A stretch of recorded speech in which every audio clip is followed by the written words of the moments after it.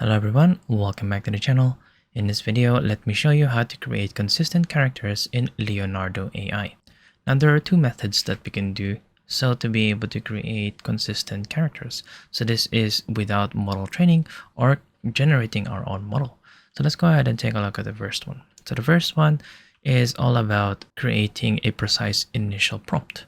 So what we would need to do is to actually create some form of fictional name that the model can go ahead and identify. So say for example, we have a person called Minnie Well, and then we're going to be establishing the character's primary attributes.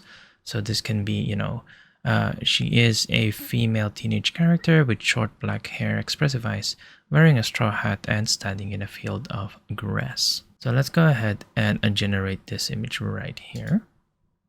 So as you can see, we have Minnie Well right here. So this is what the image has created. Now, for us to go ahead and use this consistent character, then all we need to do is to generate the same kind of thing, where we go ahead and use, the attributes of the character right here.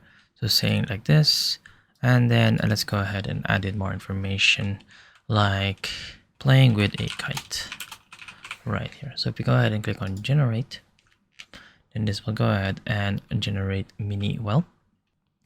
And this really depends in terms of the actual model itself. As you can see, this didn't really turn out quite similar. However, they have similar traits.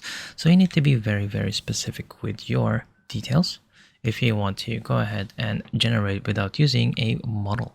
And the next thing that we can go ahead and do is to actually use or train our own model.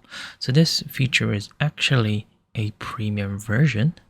But if you want to go ahead and take a look at that, all you need to do is to go into Leonardo.ai, and then in the advanced section, you should be able to see training and datasets right here.